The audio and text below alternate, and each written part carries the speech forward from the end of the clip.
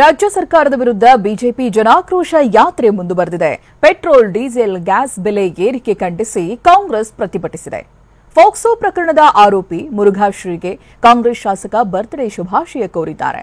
ಇದೆಲ್ಲವನ್ನು ನೋಡೋಣ ಸಮಗ್ರ ನ್ಯೂಸ್ ಟಾಪ್ 9 ನಲ್ಲಿ.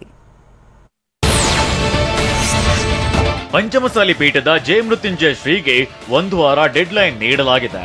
ವಾರದಲ್ಲಿ ವರ್ತನೆ ಸರಿ ಮಾಡಿಕೊಳ್ಳದೇ ಇದ್ರೆ ಪೀಠದಿಂದ ಉಚ್ಚಾಟನೆ ಮಾಡುವುದಾಗಿ ಎಚ್ಚರಿಕೆ ನೀಡಲಾಗಿದೆ. ಹುಬ್ಬಳ್ಳಿ ನಗರದಲ್ಲಿ ನಿನ್ನೆ ಖಾಸಗಿ ಹೋಟೆಲ್ನಲ್ಲಿ ಪಂಚಮಸಾಲಿ ಟ್ರಸ್ಟ್ ವತಿಯಿಂದ ಸಭೆ ನಡೆಸಿ ಸ್ವಾಮೀಜಿಗೆ 1 ವಾರದ ಗಡುವು ನೀಡುತ್ತಿದ್ದೇವೆ, ವರ್ತನೆ ಸರಿ ಮಾಡಿಕೊಳ್ಳದಿದ್ರೆ ಅವರನ್ನ ಪೀಠದಿಂದ ಕೆಳಗಿಳಿಸ್ತೀವಿ ಅಂತ ಎಚ್ಚರಿಸಿದ್ದಾರೆ. ಒಂದೆಡೆ ಸಭೆ ಮೂಲಕ ಜಯಮೃತ್ಯುಂಜಯ ಶ್ರೀ ನಡೆಯನ್ನ ಸಮಾಜದವರು ಖಂಡಿಸಿದ್ರೆ, ಶಾಸಕ ವಿಜಯಾನಂದ ಕಾಶ್ಯಪ್ಪನವರ್ ಸ್ವಾಮೀಜಿ ವಿರುದ್ಧ ಗಂಭೀರ ಆರೋಪಗಳನ್ನ ಮಾಡಿದ್ದಾರೆ. ಟ್ರಸ್ಟ್ ನಿಯಮಗಳನ್ನ ಮೀರಿ ವೈಯಕ್ತಿಕ ಆಸ್ತಿ ಮಾಡಿದ್ದಾರೆ. ಸ್ವಾಮೀಜಿಗೆ ಕಾವಿ ಬೇಡವಾಗಿದೆ, ಅವರಿಗೆ ಖಾದಿ ಬೇಕಾಗಿದೆ. ಸಮಾಜ ಹೇಳಿದಂತೆ ಗುರುಗಳು ಕೇಳಬೇಕು, ಗುರುಗಳು ಹೇಳಿದಂತೆ ಸಮಾಜ ಕೇಳಲ್ಲ ಅಂತ ಶಾಸಕ ವಿಜಯಾನಂದ ಕಾಶ್ಯಪ್ಪನವರ್ ಹೇಳಿದ್ದಾರೆ. ರಾಜ್ಯ ಸರ್ಕಾರದ ವಿರುದ್ಧ ಬಿಜೆಪಿ ನಡೆಸುತ್ತಿರುವ ಜನಾಕ್ರೋಶ ಯಾತ್ರೆ ನಿನ್ನೆಯೂ ಮುಂದುವರೆದಿತ್ತು. ಉತ್ತರ ಕನ್ನಡ ಜಿಲ್ಲೆಯ ಯಲ್ಲಾಪುರದಲ್ಲಿ ಜನಾಕ್ರೋಶ ಯಾತ್ರೆ ನಡೆಸಿ ಸರ್ಕಾರದ ವಿರುದ್ಧ ವಾಗ್ದಾಳಿ ನಡೆಸಲಾಯಿತು. ಆದರೆ ಜನಾಕ್ರೋಶ ಯಾತ್ರೆಯಲ್ಲಿ ಸ್ಥಳೀಯ ಬಿಜೆಪಿ ಶಾಸಕ ಹೆಬ್ಬಾರ್ ಗೈರಾಗಿದ್ರು. ಜಿಲ್ಲೆಯ ಬಿಜೆಪಿ ಶಾಸಕರು, ಮಾಜಿ ಶಾಸಕರು, ಮುಖಂಡರು ಭಾಗಿಯಾಗಿದ್ರು. ಪೆಟ್ರೋಲ್, ಡೀಸೆಲ್, ಗ್ಯಾಸ್ ಬೆಲೆ ಏರಿಕೆ ಖಂಡಿಸಿ ಕಾಂಗ್ರೆಸ್ ಪ್ರತಿಭಟನೆ ನಡೆಸಿದೆ. ಮಂಗಳೂರು ಮಿನಿ ವಿಧಾನಸೌಧದ ಬಳಿ ದಕ್ಷಿಣ ಕನ್ನಡ ಜಿಲ್ಲಾ ಯೂತ್ ಕಾಂಗ್ರೆಸ್ನಿಂದ ಪ್ರತಿಭಟನೆ ನಡೆಸಲಾಯಿತು. ಕೇಂದ್ರ ಸರ್ಕಾರದ ವಿರುದ್ಧ ಧಿಕ್ಕಾರ ಕೂಗಿ ಅಚ್ಚೇ ದಿನಗಳು ಎಲ್ಲಿವೆ ಮೋದಿ ಅಂತ ಪ್ರಶ್ನೆ ಮಾಡಿದ್ರು. ಪ್ರತಿಭಟನೆಯಲ್ಲಿ ಎಂಎಲ್ಸಿ ಐವಾನ್ ಡಿಸೋಜಾ ಸೇರಿದಂತೆ ಅನೇಕರು ಭಾಗಿಯಾಗಿದ್ರು. ಪೋಕ್ಸೋ ಪ್ರಕರಣದ ಆರೋಪಿ ಮುರುಘಾಶ್ರೀಗೆ ಕಾಂಗ್ರೆಸ್ ಶಾಸಕ ಕೆಸಿ ವೀರೇಂದ್ರ ಪಪ್ಪಿ ಹುಟ್ಟುಹಬ್ಬದ ಶುಭಾಶಯ ಕೋರಿರೋ ಫೋಟೋಗಳು ವೈರಲ್ ಆಗಿವೆ. ದಾವಣಗೆರೆಯಲ್ಲಿ ಮುರುಘಾಶ್ರೀಗೆ ಹೂಮಾಲೆ ಹಾಕಿ ಶುಭ ಕೋರಿದ ಶಾಸಕ ಕಾಲಿಗೆ ಬಿದ್ದು ಆಶೀರ್ವಾದ ಪಡೆದಿದ್ದಾರೆ.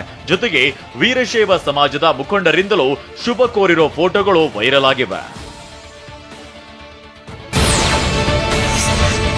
ವಂದೇ ಭಾರತ್ ರೈಲು ಇನ್ಮುಂದೆ ಹಾವೇರಿಯಲ್ಲಿ 1 ಸ್ಟಾಪ್ ನಿಲ್ಲಲಿದೆ. ನಿನ್ನೆ ರೈಲ್ವೆ ಸಚಿವ ವಿ ಸೋಮಣ್ಣ ಹಾವೇರಿಯಲ್ಲಿ ವಂದೇ ಭಾರತ್ ರೈಲಿಗೆ ಹಸಿರು ನಿಶಾನೆ ತೋರುವ ಮೂಲಕ ರೈಲು ನಿಲುಗಡೆಗೆ ಚಾಲನೆ ನೀಡಿದ್ರು. ಬಳಿಕ ಮಾತನಾಡಿದ ಬೊಮ್ಮಾಯಿ, ವಂದೇ ಭಾರತ್ ರೈಲು ಹಾವೇರಿ ನಿಲ್ದಾಣದಲ್ಲಿ ನಿಲುಗಡೆಯಾಗುವುದು ಹಾವೇರಿ ಜನರ ಬಹುದಿನದ ಕನಸಾಗಿತ್ತು.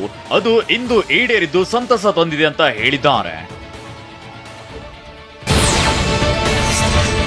ಗದಗ ಜಿಲ್ಲೆಯ ಲಕ್ಷ್ಮೇಶ್ವರ ಪಟ್ಟಣದಲ್ಲಿ ಬಸ್ ಇಲ್ಲದೆ ಪ್ರಯಾಣಿಕರು ಪರದಾಟ ನಡೆಸಿದ್ದಾರೆ.